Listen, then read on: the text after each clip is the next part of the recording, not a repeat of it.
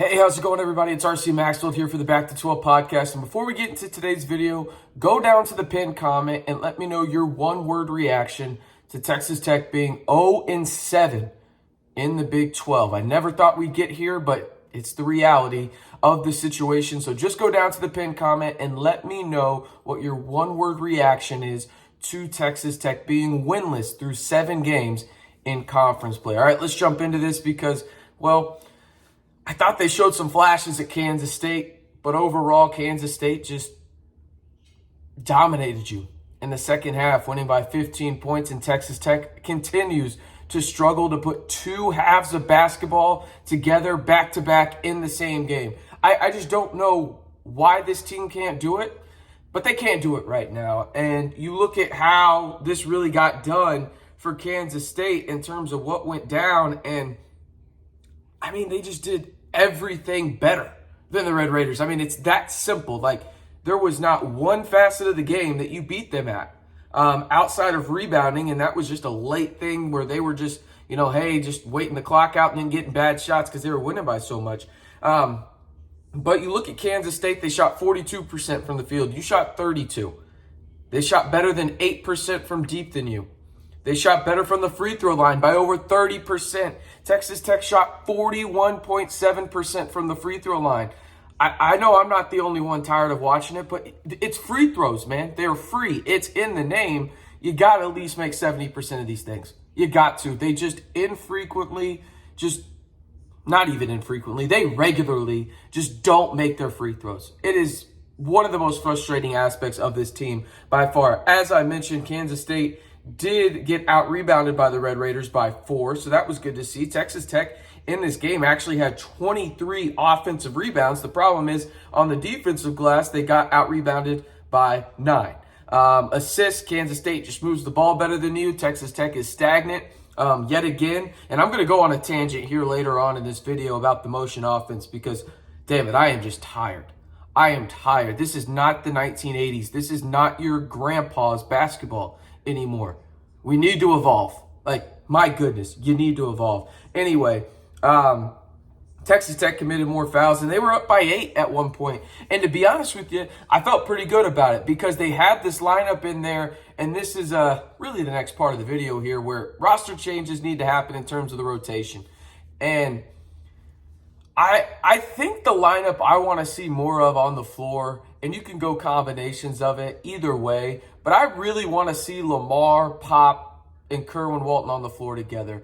And I want to see those guys on the floor because I think that they really help each other in a multitude of ways. Starting with Pop, I think Pop takes the scoring load off of Lamar and the primary ball handling duties off of Lamar's plate, which is big. Lamar can be the primary ball handler for stretches, but I'd rather have Pop do it, right? He's a better point guard than Lamar right now. Now, bringing on Lamar, I think he benefits both Kerwin and Pop. And the reason being is he can take some of that load off the primary ball handling duties for Pop and allow Pop to run off ball, and Pop can create a lot of space. But he also hides a lot of defensive inefficiencies that both of those guys present. Lamar's a dog, all right? He's built like a 6'4", 235 defensive end that can beat you off the corner. The dude's a stud, right? When it comes to physical makeup.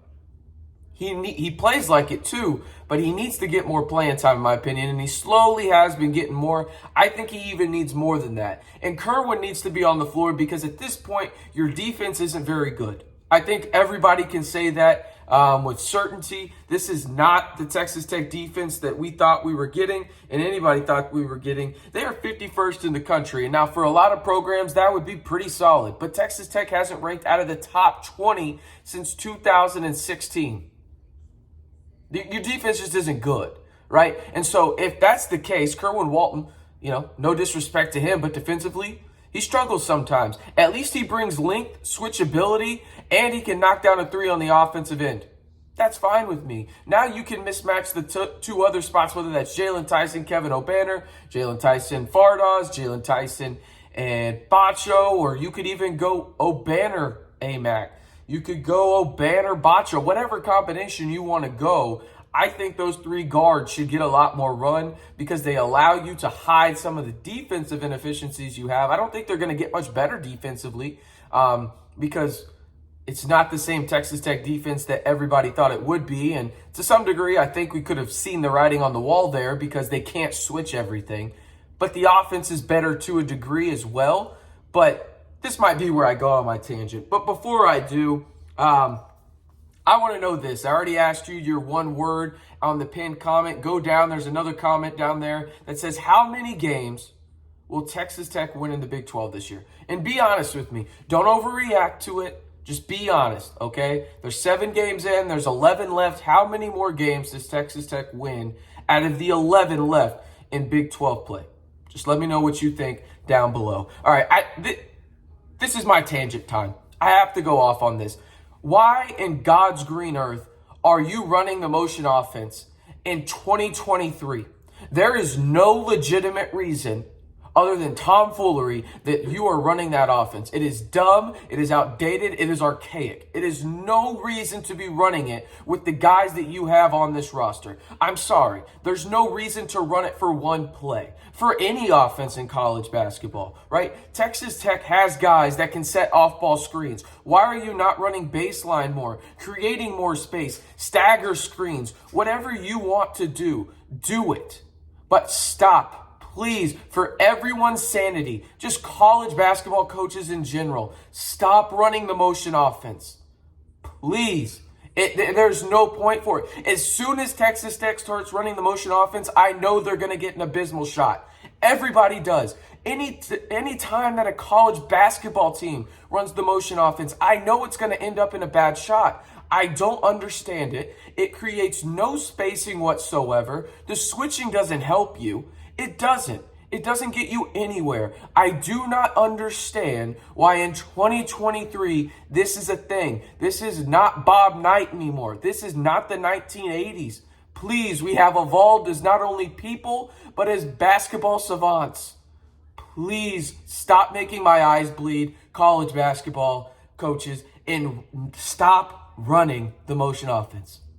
Please. I don't know if that's just a message from me. Maybe it's from you guys too. Let me know down in the comments on that, but I am just so tired of it. I see it so much in college basketball, and it blows my mind, okay? On the Texas Tech front, run more stagger screens. Run more off-ball screens. Stop being so stagnant in the corners. Move. Just move, and stop being so stagnant on the blocks, right? Move around, run a pick and roll a little bit. It is so infuriating. And yes, this feels like it's directed at Texas Tech, and in some way it is, but it's also just directed at college basketball. Please, for the love of God, stop. Just stop running the motion offense. It is arguably the most infuriating thing to watch in college basketball. And I get you have to do it maybe once or twice, but you're not running it once or twice. You're running this at least what feels like 15 times a game, and you get 15 bad shots off of it. It's that simple. It's 2023. We got to evolve. It's that simple. All right, I'm going to wrap it up there before I go on a 15-minute tangent, and you guys don't want to hear that. I'm RC Maxfield here for the Back to 12 podcast. Be sure to hit that subscribe button to stay in the know on the latest in Texas Tech athletics all year long right here on the Back to 12 podcast channel.